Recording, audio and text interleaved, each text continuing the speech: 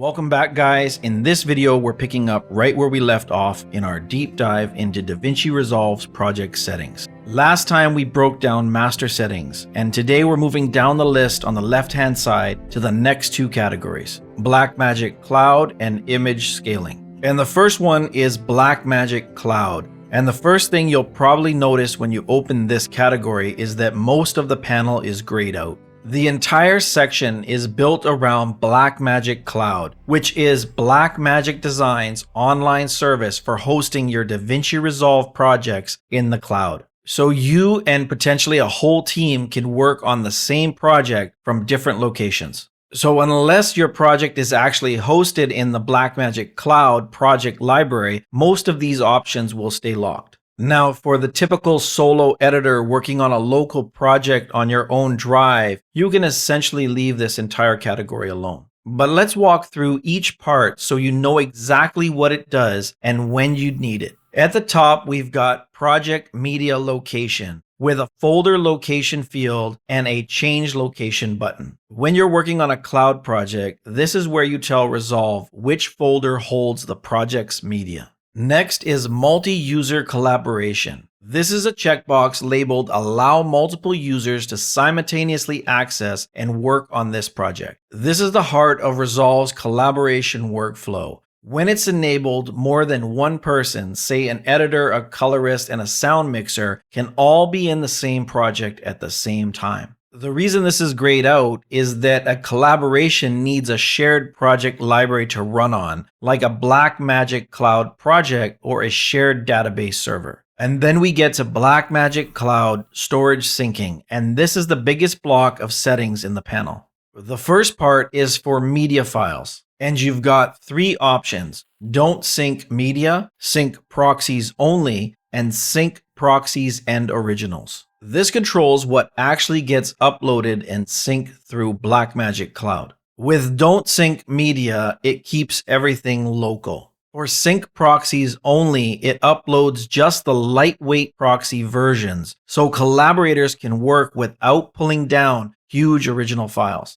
And for the last one, sync proxies and originals, it syncs everything. Underneath that, you'll see generate proxies automatically. And when this is on, Resolve will automatically create proxy media for you. And proxies are just smaller, lighter stand-in versions of your footage that makes editing smoother, especially with heavier format. And right below this is proxies are created as, and this is where you choose the format those proxies are generated in. And then we've got display sync media in with three options: last 24 hours, last 7 days, and last 30 days. This sets the time window of recently synced media that Resolve shows you. Our next section is remote cameras. The first checkbox we have is allow remote cameras to see this project and to load media directly into the media pool. This is genuinely a cool feature if you're set up for it. It lets cameras connect through Blackmagic Cloud and send their footage straight into your project's media pool, even from a different location. And the last item in this category is simply a button labeled Blackmagic Cloud website. By clicking this button, it opens the Blackmagic Cloud site in your browser. And this is where you go to manage your online project libraries and your cloud storage. Now that we've covered the Blackmagic Cloud section, let's move down to the next category on the left, image scaling. Resolve has a dedicated mechanism for automatically managing the size of clips whose resolution doesn't match your timeline. And that's exactly what we're going to go over here. At the top, we've got the Resize filter. This controls the filter method Resolve uses to interpolate your pixels whenever a clip gets resized. If you click the dropdown, you'll see 5 options: smoother, bicubic, bilinear, sharper, and custom. Smoother tends to give a more pleasing result when you're scaling clips down to a standard definition, since it produces fewer hard edges at those lower resolutions. Bicubic is still an excellent choice, and it's less processor intensive than either sharper or smoother. Bilinear is a lower quality setting that's the easiest on your system. handy for previewing on a slower machine before you switch to something higher quality to render. And then we have sharper, and according to Blackmagic, it usually gives the best quality when you're scaling clips up to fill a larger frame or scaling them down to HD.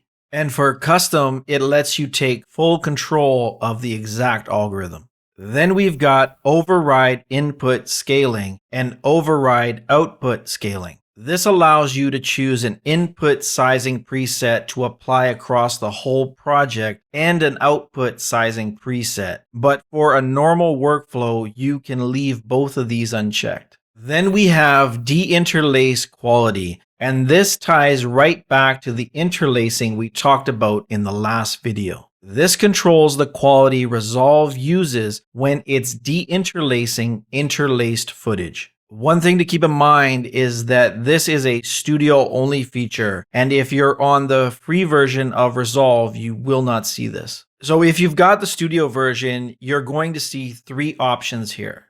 The first selection is normal, and this is a high-quality method suitable for most clips. And it's also the setting Resolve always uses during playback. And then we have high, and this is more processor intensive, and it can sometimes give better results depending on the footage at the expense of slower render times. And finally, we have DaVinci AI Neural Engine, and this uses machine learning to analyze the motion between the interlace fields and rebuild them into a single clean frame. But it ideally gives you an even nicer result than high. The most important takeaway from this is that if you're shooting modern progressive footage, this setting will probably never come into play. It only matters when you're actually working with old interlace material. Next is input scaling, and this is the important one for most editors. It's a single dropdown, mismatched resolution files, and it dictates project-wide how clips that don't match your timeline resolution get handled.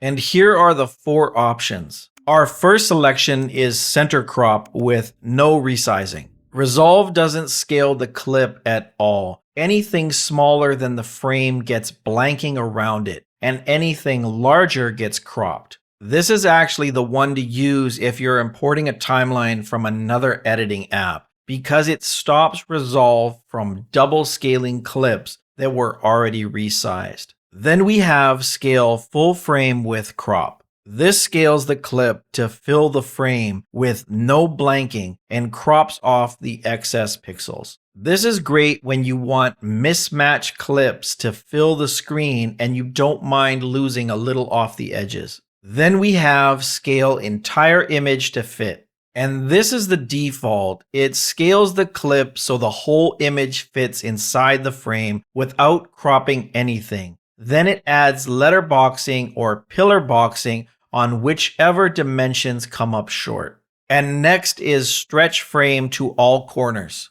And this squishes or stretches the clip to match the frame in every dimension, even if it distorts it. And this is really meant for anamorphic media, and it makes it easy to mix anamorphic and non-anamorphic clips in the same project. So for most people, the default choice, scale entire image to fit, is the safest choice. Your footage will always fit and nothing ever gets cropped. The last section is output scaling. The whole purpose of this group is to let you output at a different resolution than your timeline, either through the delivery page or out to your video interface for monitoring. At the top, we have match timeline settings. When this is on, these settings simply mirror your timeline and input scaling. And this is exactly why the fields below it are all currently locked. You'd only really turn this off in a specific situation. Say you're mastering a 4K project, but you also want to put out an HD deliverable and you want different scaling and resize settings that work better at a lower resolution. So if you did uncheck it, you'd be able to set your output resolution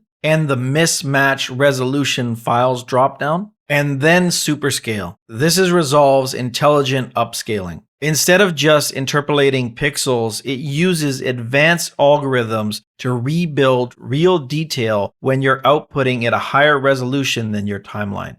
And one last thing to note, this is a studio-only feature, and it's also grayed out because match timeline settings is on.